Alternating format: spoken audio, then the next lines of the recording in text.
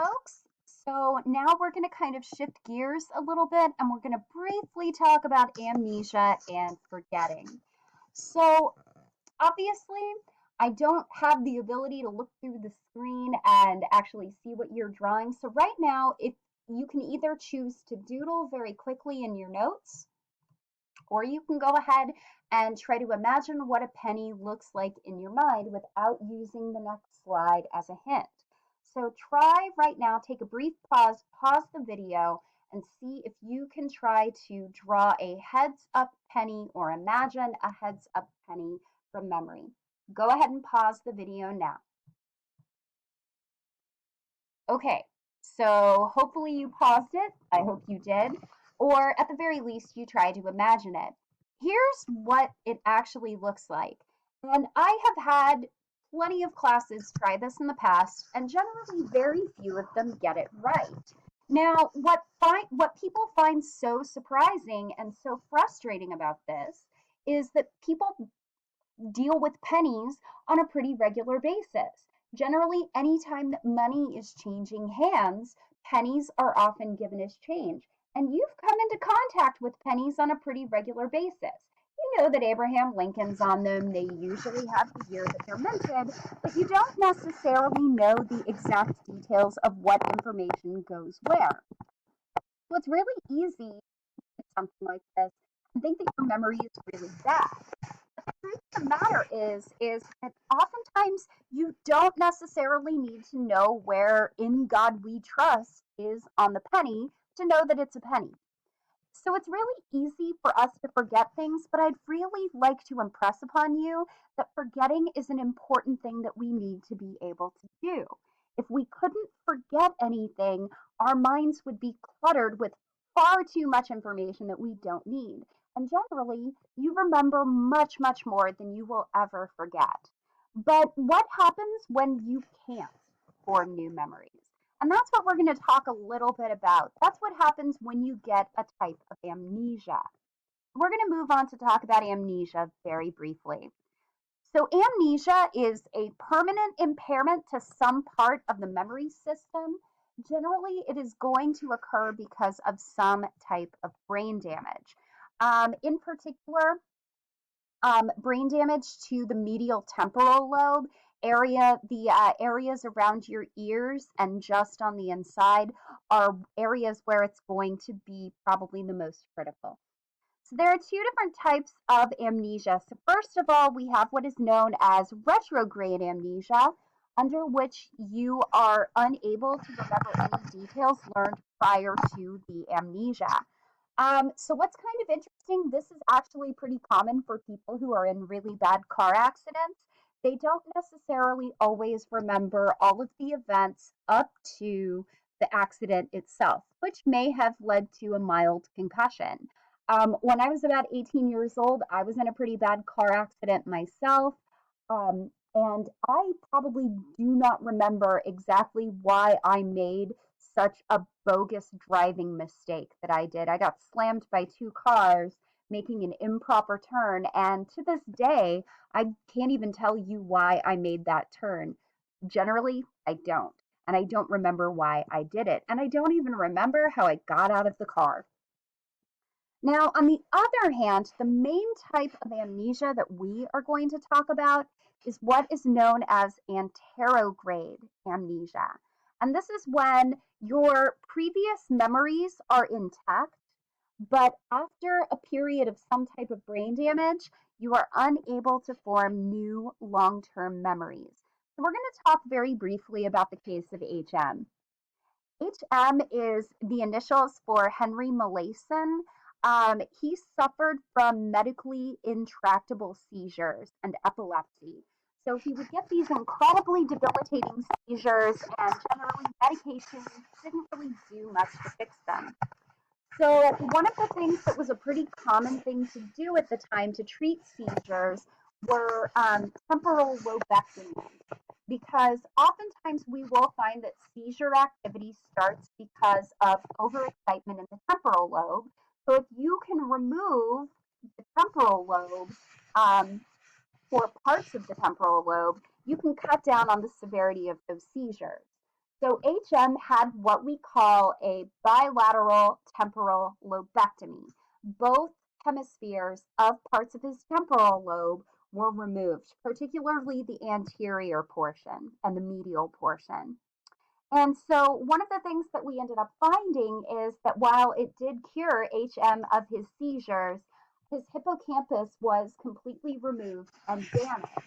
And as a result, after his surgery, he was not able to form new long term memories. It was constantly as if he was living on short term memory and constantly waking up. So here's kind of the extent of HM's brain damage. So you can actually see a normal brain. This is what we call a ventral view. We're actually looking from underneath. And you can see right here are the portions of the temporal lobe that have been removed from HM.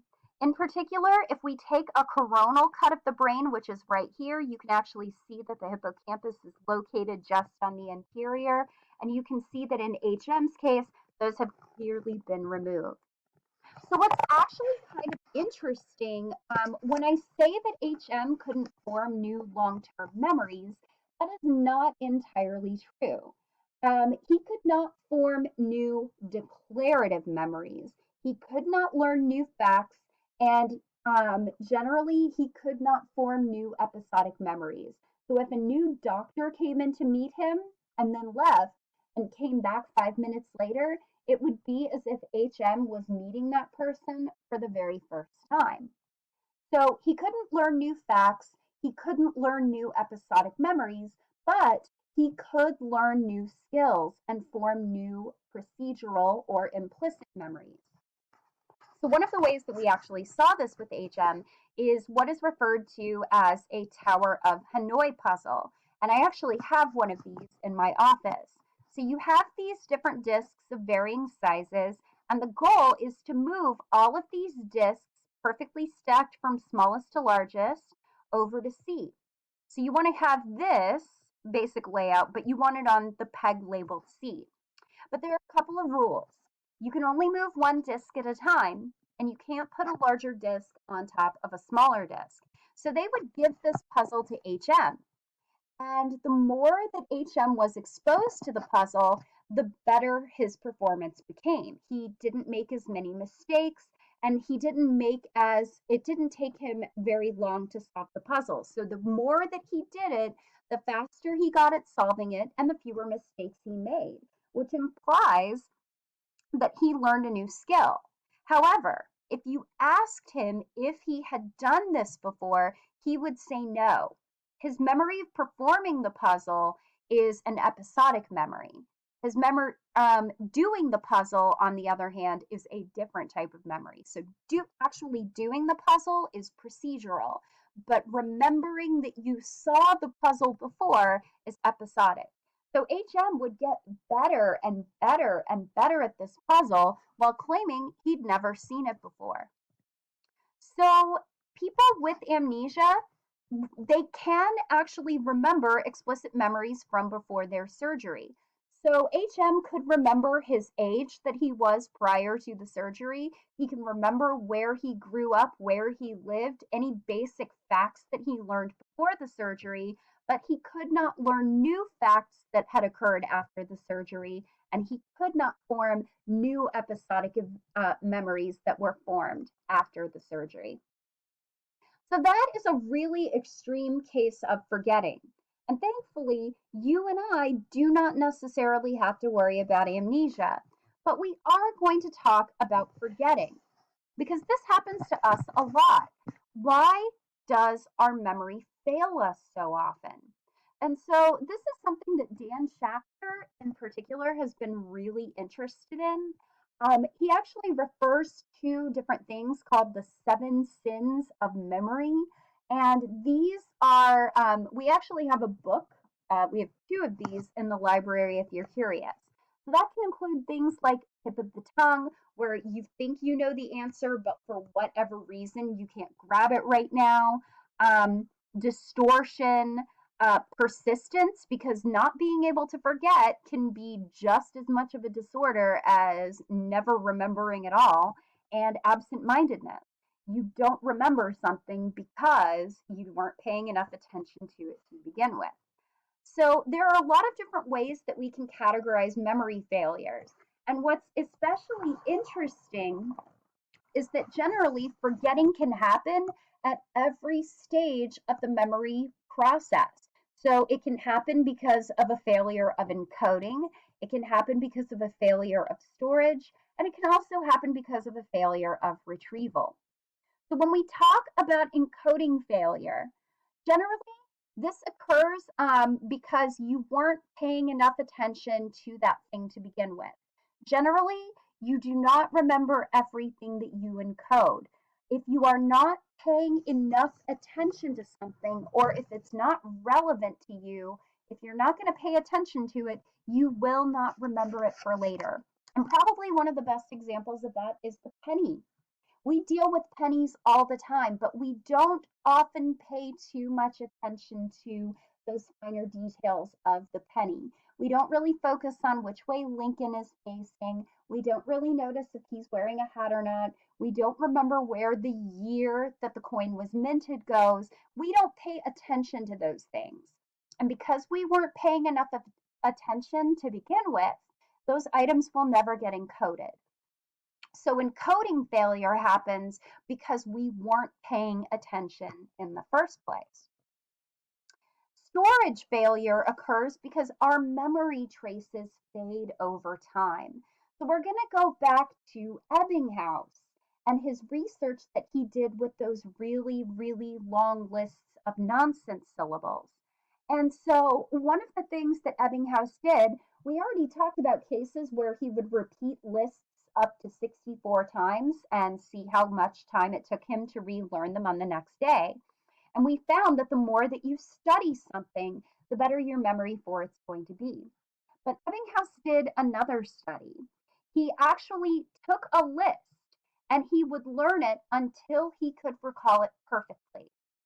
And then, depending on the particular condition, he would either wait, he would recall the item immediately. He would sometimes wait about 20 minutes, an hour, 9 hours, a day, 2 days, 6 days, and 31 days. And so, one of the things that will really surprise you, most of what you remember is lost. So, when you're trying to form a new memory, forgetting is really rapid. Over 50% of it is lost within the first hour that you've formed a memory. But what you'll notice is that it levels off over time. So for anything that we learn, there is always going to be a portion that we never ever forget. And this is what is referred to as permastore. So this is based on research by somebody named Parrott. And he actually found that for people who have not been in high school for decades, they are very, very good at recognizing pictures of their high school classmates, even if they haven't seen them in a while. And for you, it means that for a lot of the things that you learn in high school and college, you might forget some of those things if you never ever use them, but there will be a small portion that you will never ever forget. But most of that forgetting occurs within the first hour. So it's really important that you try to remember it. And then finally, we have retrieval failure. So this is a case where the memory has been formed and it hasn't faded with storage, but we can't access it at that moment. So odds are pretty good that you've had the occasion where you're trying to remember something and you feel like you can get it, but you don't know the name of it, and it's right on the tip of your tongue. And that is very much a case of retrieval failure. You're trying to you're trying to grab the information that you know you have, but at that moment, you can't access it because other items are competing for retrieval. We'll finish up forgetting on the next set of slides.